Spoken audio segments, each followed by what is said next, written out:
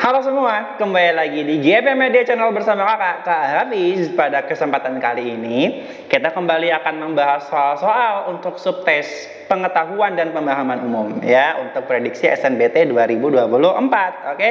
Jangan lupa SNBT itu sebentar lagi ya, takutnya kelupaan gitu kan. Makanya ya banyak-banyak dari sekarang tontonin terus video dari GP Media Channel ya, biar kamu makin banyak referensi soal-soal terkait SNBT, prediksi-prediksi akuratnya. Oke?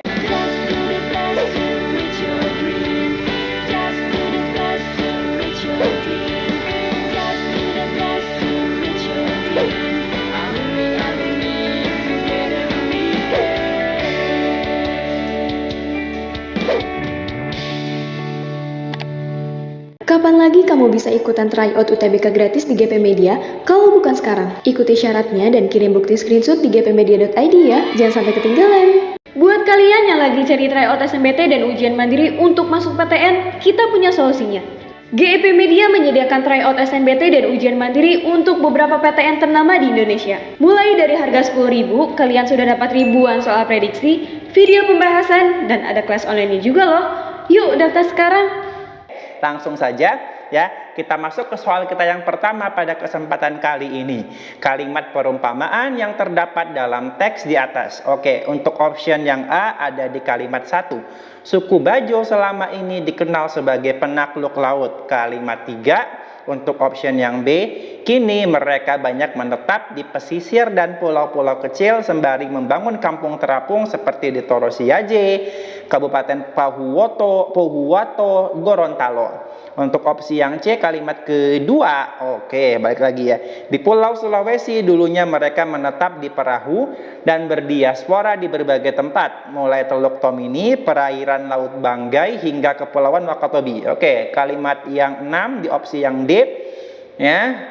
Ritual tolak bala suku Bajo Torosiaje merupakan kekayaan budaya Indonesia. Terakhir kalimat 7, tujuannya menolak bencana yang berasal dari alam maupun manusia. Di manakah kira-kira dari kelima kalimat yang ada di opsi ini yang menggunakan perumpamaan? Jawabannya ada di kalimat 1, tepatnya di kata penakluk. Apakah suku Bajo itu benar-benar menaklukkan laut sebagaimana takluk dalam kata bahasa Indonesia yang artinya menundukkan atau menguasai atau membuat laut itu berada di kekuasaannya? Enggak, ya ini adalah suatu perumpamaan yang seolah-olah laut yang besar itu menjadi tidak ada arti ukurannya di hadapan oleh orang-orang suku Bajo gitu ya. Jadi dia mengumpamakan bahwasanya saking suku Bajonya itu dekat sama laut, nah disebut sebagai penakluk laut. Ya, maka yang menggunakan kalimat perumpamaan yakni kata penakluk itu ada di kalimat yang pertama. Oke? Soal berikutnya,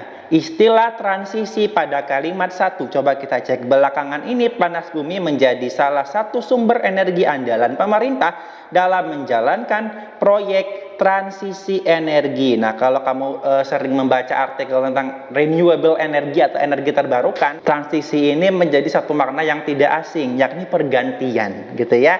Pergantian energi yang awalnya bersumber dari energi yang tidak terbarukan menjadi energi alternatif yang terbarukan. Artinya transisi di sini adalah tepatnya itu pergantian ya, dari sesuatu yang tidak renewable menjadi yang renewable ya, yang awalnya tidak sustain menjadi yang lebih sustain gitu ya. Maka jawabannya adalah yang B. Oke? Soal berikutnya, fungsi kalimat 5 teks di atas. Oke, kalimat 5 coba kita baca kalimat 5 dahulu. Selain dianggap sebagai sumber energi bersih, pembangkit listrik ini juga lebih konstan dan butuh lahan air lebih sedikit.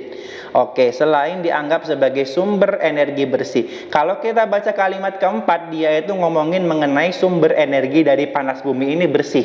Kenapa? Baca kalimat keempat, emisi karbon dioksidanya ya, jumlahnya itu kurang lebih 122 kg CO2 per megawatt jam atau megawatt hours, satuan energi itu ya.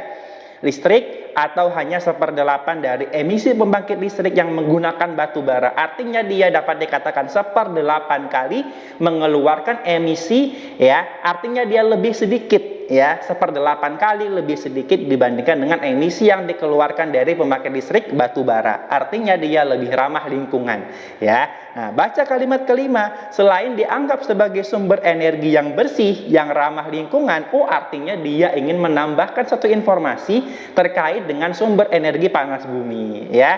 Didukung dengan penggunaan kata selain. Ingat ya, di soal-soal yang sering menanyakan fungsi kalimat, kata selain itu digunakan untuk fungsi penambahan, ya, artinya menambahkan satu informasi yang dimana penambahan tersebut dia berarti menambahkan informasi yang sebelumnya sudah pernah ada di kalimat yang sebelumnya, gitu ya. Artinya kita jawab untuk soal ini adalah opsi yang penambahan alias opsi yang B. Oke? Nah, untuk latihan kalian silakan mengerjakan soal di atas dan seperti biasa tuliskan jawaban terbaik kalian di kolom komentar. Sekedar info tambahan buat kalian ya, ini kan kakak selalu mengutip dari mongabai.co.id. Kenapa? Karena kalau kita lihat di prediksi SNPMB alias soal-soal yang menjadi referensi kita sejauh ini ya di grup website resmi SNPMB, yaitu dia menggunakan salah satu sumbernya itu adalah teks dari mongabai.co.id.